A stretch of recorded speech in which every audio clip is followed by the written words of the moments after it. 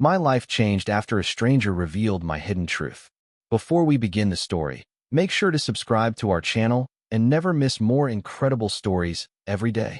I stared at the birth record and realized my name wasn't mine. That sentence still feels like a lie when I say it out loud, even though it's ink on official paper, stamped and dated. 2 weeks earlier, I was just Jordan, 32, a city bus mechanic who liked routine the way some people liked religion. I fixed what was broken, kept my head down, and went home to the same small apartment with the same squeaky ceiling fan. It wasn't glamorous, but it was steady, which mattered to me more than meaning ever did. The present moment was anything but steady. I was sitting in my car outside County Records, hands shaking so hard my keychain tapped the steering wheel. My phone lit up with 5 missed calls from Dana, my mom, the only parent I'd ever known, and 1 unread text from Ellis. Go inside. Ask for the microfilm. You'll see. Ellis. A stranger, technically. The kind of person you notice in a crowd and then forget. Except I couldn't forget him if I tried, because he was the one who said, in a voice too calm for the words, "Your life started in the wrong crib, Jordan." I'd laughed in his face that day. I wasn't laughing now. I wiped my palms on my jeans, looked at the building, and felt something old and animal in my chest. Fear of finding out I'd been living someone else's story. Then I opened the car door, and everything I thought I knew started to crack. The clerk inside already had a folder with my name on it. Before Ellis showed up, my life was basically a loop. Early shift at the depot, grease under my nails, earbud podcasts about history I never finished. Kai used to tease me that I'd die happy if I got buried in a toolbox. That's not a compliment, I'd say. It is if it's true. He'd grin, leaning on my kitchen counter like he owned the place. Kai was my best friend since community college, soft-hearted, sharp-tongued, the guy who'd show up with soup when I had the flu and roast me for using store-brand tissues. Dana and I talked every Sunday. She lived in a suburb 40 minutes out, in the same ranch house I grew up in, surrounded by old maples that dropped leaves like confetti. Our calls were small and safe. "You eating enough?" she'd ask. "Yeah, Mom." "Any news with work?" "Same engines, different day?" Sometimes there was a pause, a tiny, itchy silence I'd never been able to name. I'd always chalked it up to her being tired or me not knowing how to talk about feelings. Lately it had felt heavier, like she wanted to say something and kept choosing not to. The day I met Ellis was a Tuesday. I'd stopped at a coffee truck near the courthouse because my shift ended early and the city was doing roadwork near my place. The line was long, and I was scrolling my phone when I felt eyes on me. Across the street, a man stood under a bare tree, watching. Mid-40s, charcoal coat, hands in pockets. Not creepy exactly. More like he was waiting for something that only he understood. When our eyes met, he didn't look away. He just nodded, like we'd already talked. I turned back to my phone, but the feeling stayed stuck to my skin. When I looked again, he was crossing the street toward me. He stopped so close I could smell rain on his coat. "Jordan Wells?" he asked. I frowned. "Yeah. Do I know you?" "No." He said it gently, like an apology. "But I know about you." I laughed once, mostly reflex. "Okay, that's a weird opener." He didn't flinch. "I'm Ellis. I'm not here to scare you. I just owed you the truth." "About what?" He glanced around the coffee truck line, then back at me. "Not here. Walk with me." Every alarm bell in my head went off. I'd seen too many late-night news clips that started with "walk with me," but there was something steady about him. Not smooth. Not sales pitch steady. More like hospital waiting room steady. "I can't," I said. "I'm waiting on coffee." "Then I'll say it fast." He reached into his coat and pulled out a folded, old-looking photo. The kind with scalloped edges. This was taken in 1993 at Mercy Hospital. I didn't take it. "Why are you showing me a random photo?" "Because that baby is you. And the woman holding you isn't Dana." My mouth dried out so fast I almost coughed. "What did you just say?" Ellis held the photo between us. I finally looked. A tired young woman in a hospital bed, dark hair plastered to her forehead, holding a newborn wrapped in a blue blanket.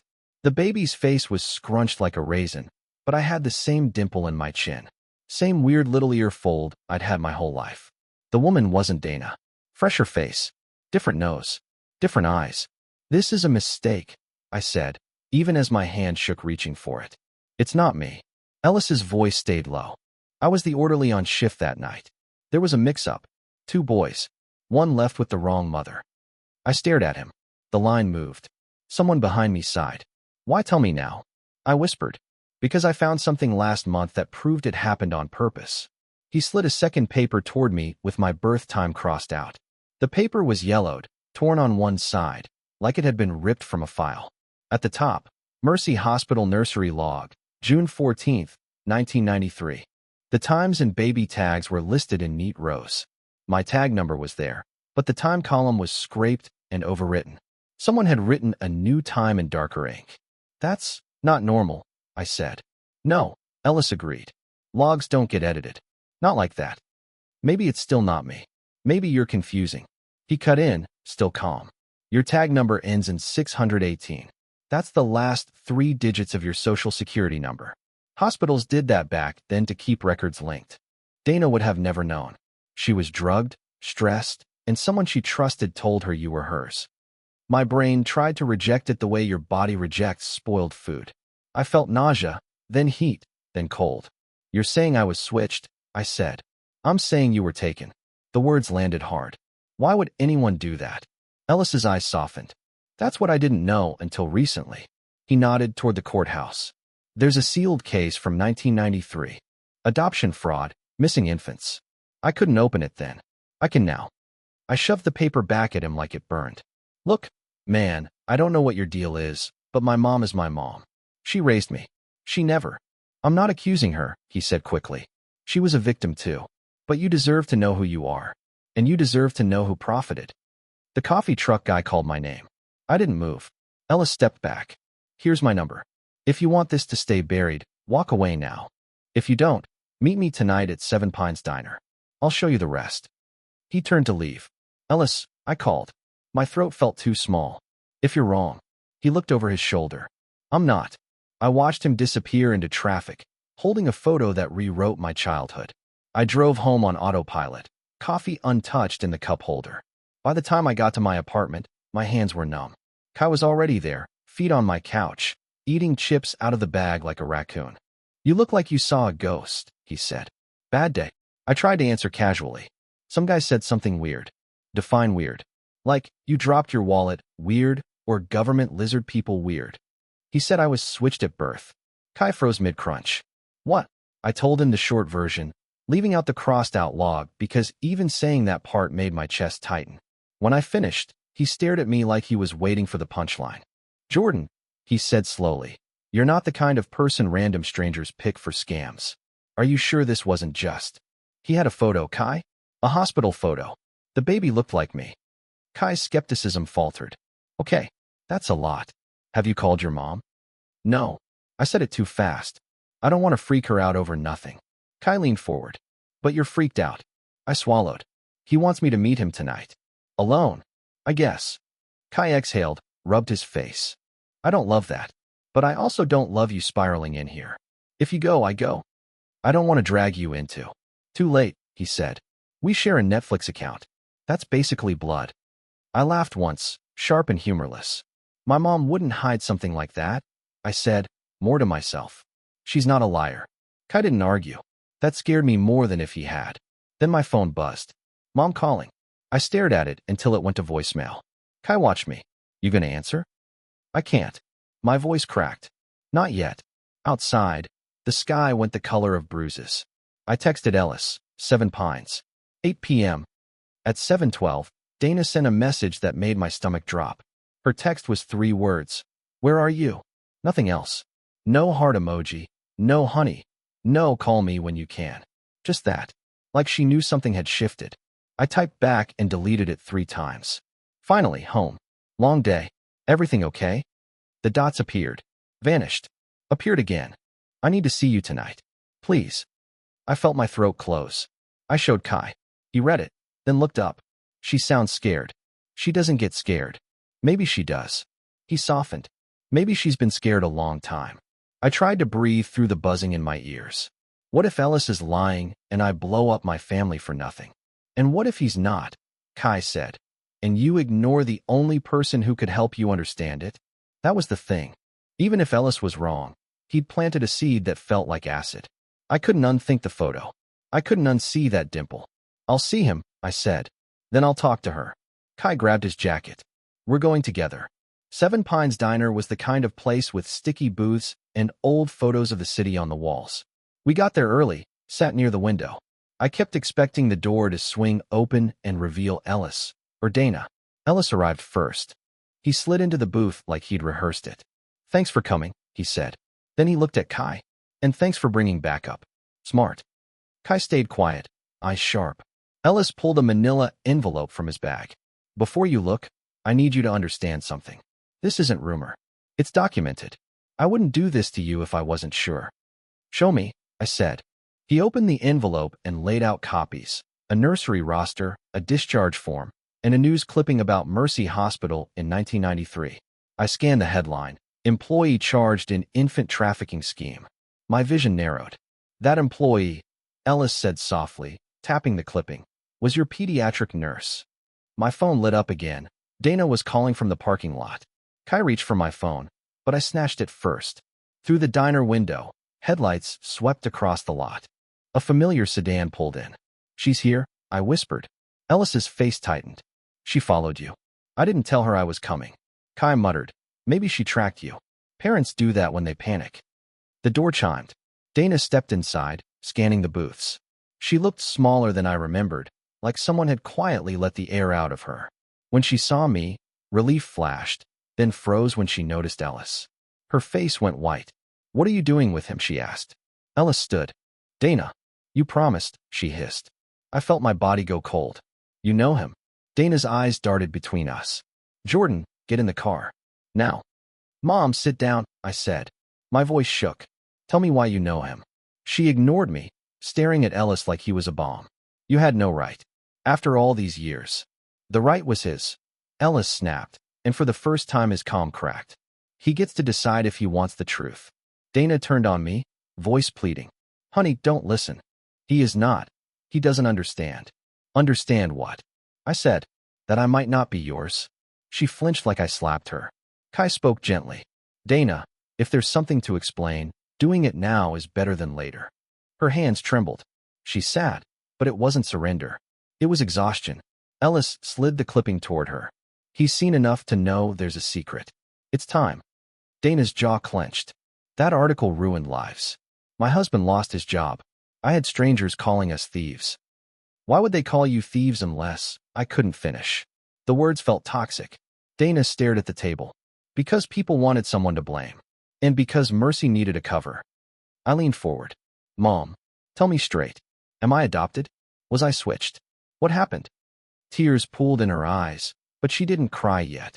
"You're my son," she said fiercely. "In every way that matters." "That's not an answer." Her lips opened, then closed again. Ellis's voice lowered. "Tell him about the second crib." Dana's whole body shuddered. She whispered, "There were 2 babies, and only one went home." The diner noise fell away. I heard my own heartbeat, thick and slow. Dana stared at her hands. "I didn't want to do this here." "Then do it anywhere," I said. "Just do it." Ellis sat back down, folded his arms, like he was bracing for impact. Dana inhaled hard. "You were born at Mercy at 2:07 a.m. I remember because the clock was broken and flickering. They took you to the nursery for a check. I was exhausted. Your dad, Mark, went to get coffee." I flinched at the way she said his name, past tense but still tender. "He died when I was 10, and I'd always believed our story was simple tragedy." When Mark came back, Dana continued, "A nurse brought you in. She said there had been a mix-up with the bracelets, but it was fixed." She laughed like it was nothing. Ellis cut in quietly. "That nurse was Paula Klein. She helped move babies out to buyers." Dana shot him a look full of old fury. "She was later arrested. It was all over the news." I felt dizzy. "So why weren't we screaming at the hospital? Why didn't we check?" "Because we did." Dana's voice cracked. "The next day, a doctor asked me questions that made no sense. 'What was your birthmark like? Did you cry right away?' I kept showing him the bracelet number. He kept saying, 'It matches.'" She wiped her eyes fast, angry at them. "They made us feel insane. They said we were traumatized new parents seeing ghosts." Kai whispered, "Jesus." Dana looked at me. Then the scandal broke a week later. Babies missing. Families suing. We panicked. Mark wanted a DNA test right away. Mercy told us it would take months and might be inconclusive, and they'd already confirmed you were ours. I stared at her. And you believed them? I believed my arms, she said, voice ragged. You felt like mine. You smelled like mine. I'd already fallen in love with you. What was I supposed to do? Hand you back to strangers and hope you weren't the one who belonged to me? Ellis leaned forward. Tell him what happened when you tried to get the test anyway. Dana closed her eyes. They lost our paperwork. Ellis added. And someone paid to keep it lost. Dana's head snapped up. We don't know that. Ellis didn't blink. I do. My stomach flipped. How? Ellis pulled another paper from his envelope. Newer, crisp. Because last month Paula Klein died, and her storage unit went to auction. A friend of mine bought a box. Inside were copies of nursery logs and a ledger. He slid it to me. The page was typed, with handwritten notes in the margins. Names, dates, dollar amounts. My date was there, June 14th, 93, Boya, $25,000, Wells/transfer. Under it, another family name, circled in red. I couldn't breathe. Dana grabbed the page, shaking. This is disgusting. It's proof, Ellis said. And it includes a receipt for a payoff. A hospital administrator signed it.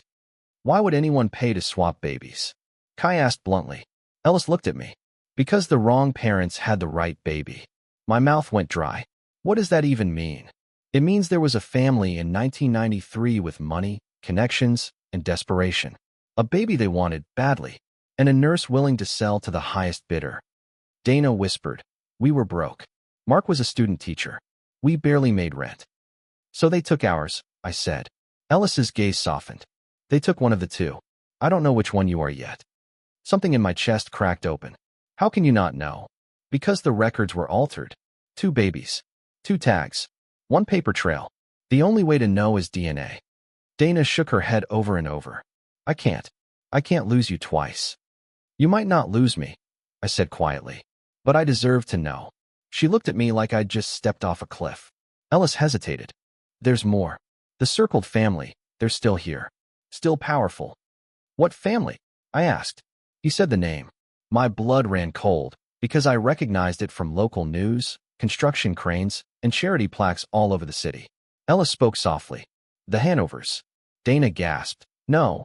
Like she'd been punched 30 years ago. Dana stood so fast the booth rattled.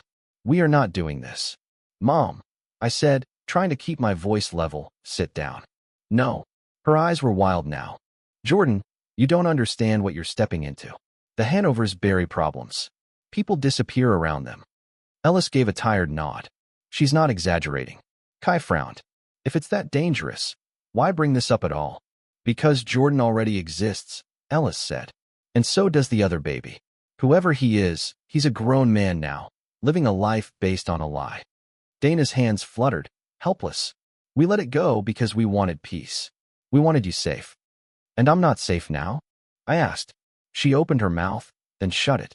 The truth was obvious. Safety built on a lie is a shaky kind of safety. Ellis leaned toward me. There's a DNA clinic 2 towns over that does private testing. No insurance, no trail. If you want to know, we start there. Dana stared at him. You're poisoning him. I'm giving him his history. She turned to me, voice breaking. Jordan, please. I am your mother. Even if the biology isn't mine, the love is. I know that, I said, and I meant it. But love doesn't erase questions. Kai put a hand on my shoulder, grounding me. What do you want to do? I didn't answer right away. I looked at Dana's fear, at Ellis's certainty, at the ledger in my hands that treated newborns like inventory. My whole childhood felt like it was wobbling on a hidden hinge. I want a test, I said finally. Dana's eyes filled. Then you'll break us. Maybe we're already broken, I whispered. She shook her head, backing away. If you do this, don't tell anyone. Not your job, not your friends, not even family. Ellis nodded. She's right about that. Then Dana left the diner without another word. I watched her taillights vanish. Ellis exhaled. Tomorrow morning, 9 a.m. I'll pick you up. That night, I found a childhood photo with someone else's name on the back. I couldn't sleep. I dug boxes out of my closet like I was excavating my own life. Old report cards, birthday cards, school photos. At 2 a.m., I opened an album Dana had given me when I moved out. There was a photo of me at 5, holding a plastic dinosaur, grinning with 2 front teeth missing. I'd seen it 100 times, but I'd never flipped it over. The back had faint pencil writing. Eli, 1998. My stomach dropped. Eli wasn't a nickname. Dana never called me Eli. Nobody did. I woke Kai up by pacing. He rubbed his eyes, took the photo, and went quiet. That's not nothing, he said. No. He looked at me. You ready for tomorrow? Not even close. At 9 a.m., Ellis drove me to a small clinic behind a strip mall. No big signs, just family genetic services in plain lettering. Dr. Patel met us at the door, brisk but kind. Jordan, she asked. Ellis called ahead. We'll do a cheek swab. Results in a few days.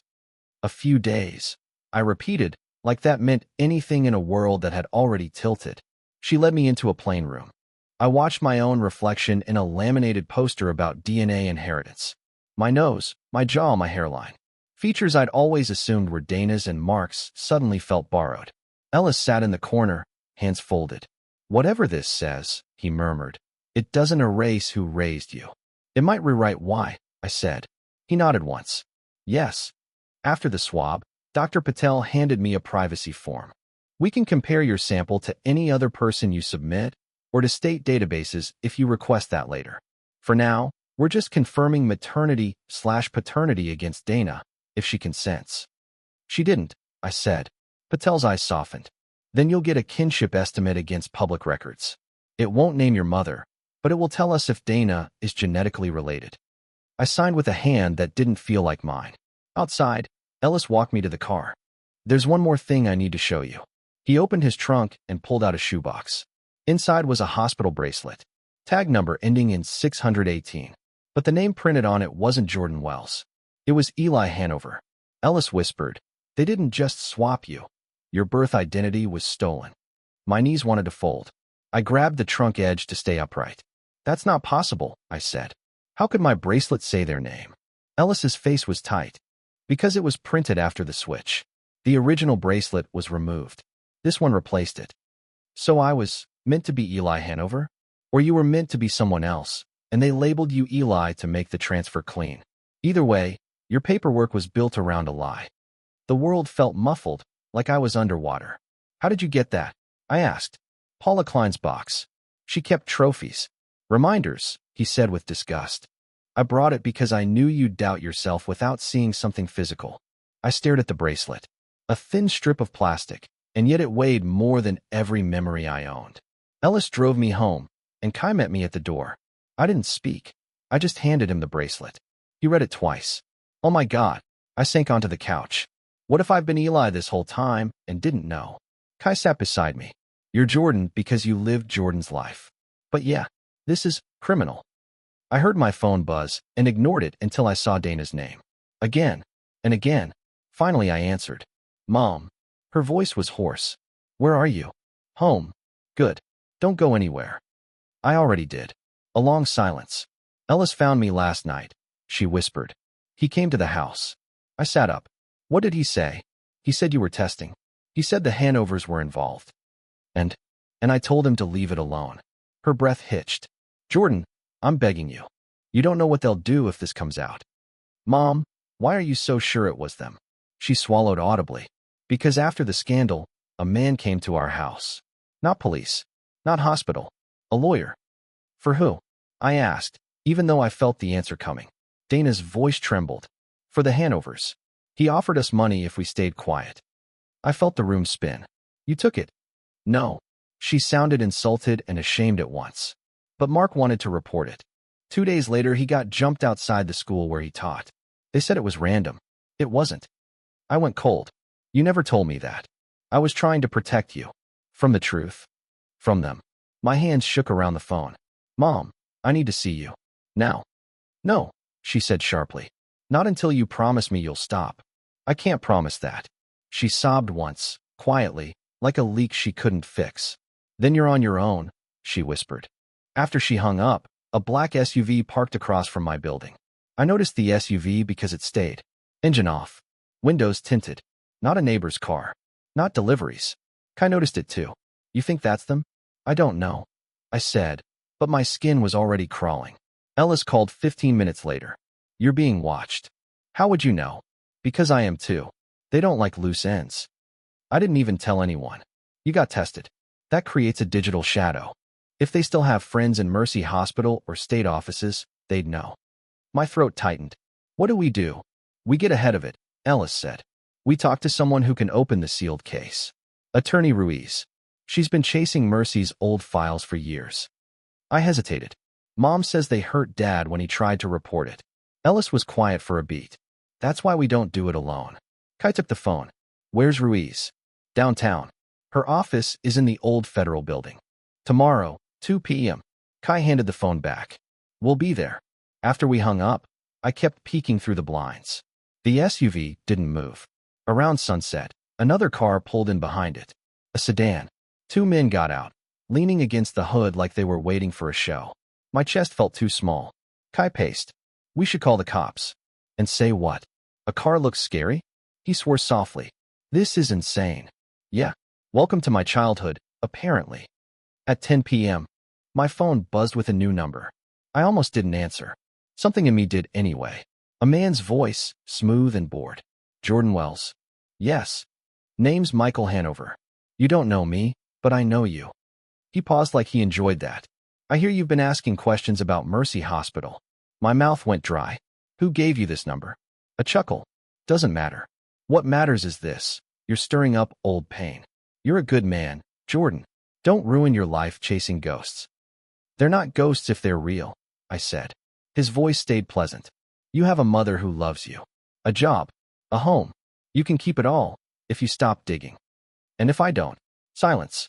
Then you'll learn why people stayed quiet in 1993. I was shaking so hard Kai took the phone from my hand. Kai said into it, threatening him is a crime. Michael laughed softly. So is kidnapping infants. Yet here we are. He hung up. Kai looked at me, pale. Okay, we're doing this with Ruiz. I nodded, numb. Outside, the men by the SUV flicked their cigarette and walked away. The SUV drove off at midnight. I didn't sleep. At dawn, Dr. Patel emailed. Results available. Please come in immediately. Ellis picked us up early, and we drove to the clinic like we were carrying explosives. Dr. Patel met us in her office, expression careful.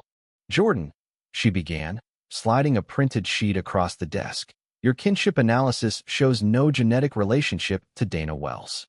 The words didn't land at first. I read them twice. Third time they cut. No relationship, I said hollowly. Patel nodded. Which means you are not her biological child. Kai squeezed my shoulder hard enough to hurt. I was grateful. And there's more, Patel added. Your profile matches a partial in a private database. A family line, Hanover. My hearing went fuzzy. Ellis closed his eyes like he'd been waiting for this pain. So I am Eli Hanover, I whispered. Biologically, yes, Patel said gently. Legally, I can't say until we compare to a direct sample, but the probability is extremely high. My stomach flipped with grief I didn't have a name for. For Dana. For Mark. For the life where I wasn't a product. What about the other baby? I asked. Patel hesitated. If you're Eli Hanover, then the child raised as Eli is likely. Mine, Ellis finished softly. Dana and Mark's biological son. I let out a sound that wasn't quite a sob. Ruiz's office that afternoon smelled like paper and coffee. She was brisk, dark-eyed, weary with purpose. I've wanted a client like you for years, she said, scanning the results. Not because I enjoy your suffering, because the law can't ignore living evidence. What happens now? I asked. Now we file to unseal Mercy's case and subpoena their archives. If the Hanovers threaten you again, document everything. We can seek protective orders. Kai scoffed. You think a protective order scares them? Ruiz didn't look up. No. Publicity does. My heart kicked. Publicity could get people hurt. Ruiz met my eyes. People are already hurt. The question is whether the truth stays profitable. I thought of Dana's trembling hands. Of Mark's random mugging. Of a grown man living my stolen name. I swallowed. I want to talk to Dana first. Ellis nodded. I'll wait outside. I drove alone to Dana's house. She opened the door like she'd been standing behind it all day. One look at my face, and she knew. It's true, she whispered. I nodded, tears finally spilling. I'm not yours.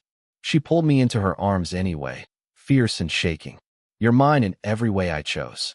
I cried into her shoulder like I was 5 again. I'm so sorry, she kept saying. I'm so sorry. I know, I said. But we can't keep letting them win. She stiffened. Jordan, I'm going to unseal the case. Fear and pride warred on her face. Finally, she said, then I'm coming with you. I stared at her. You will. She nodded, jaw set. If this ends us, it ends us together. We held each other in the doorway until the sun went down. When I walked out, the porch light illuminated a sealed envelope on my windshield. The envelope had no stamp, no return address. Just my name, printed in tidy block letters. Inside was a single key and a note. It's time you meet your brother. E. My throat closed. Ellis hadn't mentioned any brother. I called him immediately. What is this? His voice sounded like he was outside, wind in the receiver. There's a storage unit on Route 9. I rented it years ago. I kept what I could rescue from Mercy. Photos, logs, names of families who never found their babies. One of them is your biological parents' case. Another is the Hanover boy raised as you. You mean the guy living as Eli? Yes. His name is, well, you'll see it in the unit. He doesn't know yet. I didn't want to drop this on him without you deciding. My stomach churned with dread and empathy. Somewhere out there was a man who thought he was Michael's son, who had my genes, my bloodline, my birthright, who might lose everything if I spoke. What do I do? I asked. Ellis didn't answer for a beat. You decide what kind of truth you can live with. The kind that protects the powerful, or the kind that repairs the stolen. Dana sat at my kitchen table, hands wrapped around tea she wasn't drinking. Kai stood by the window like a guard dog. I don't want revenge, I said quietly. I want reality. Dana nodded. Then we tell it. Carefully, but fully. Kai added. And you stop carrying this alone. So we went to the storage unit that night. Dana, Kai, Ellis, and me. 4 people orbiting a secret that had warped our lives. The unit smelled like dust and metal. Ellis flicked on the light. On the far shelf was a box labeled Jordan Wells /ELI Hanover /1993. Under it, another box, for the other boy. I opened the first box with hands that didn't feel steady anymore. Inside were more logs, photos, and a tiny blue blanket with a stitched E in the corner. I touched it like it was sacred. Then I opened the second box. The top item was a recent newspaper clipping. A photo of a man roughly my age at a gala, smiling beside Michael Hanover. The caption read, Eli Hanover announces engagement. He looked like me, like Mark, like a stranger wearing my reflection. Dana covered her mouth. Ellis stared at the floor. Kai whispered, he has no idea. I stared at the clipping, feeling grief for him and for myself at once. I'm going to meet him, I said. Dana's eyes filled. How? With the truth, I replied. And with proof. If there's advice I can give anyone who suspects their life was edited without consent, it's this. You're not crazy for wanting the full draft. The truth doesn't always heal fast, but it does stop the bleeding in the dark. I don't know what kind of brotherhood waits for us on the other side of this, but I know silence isn't love.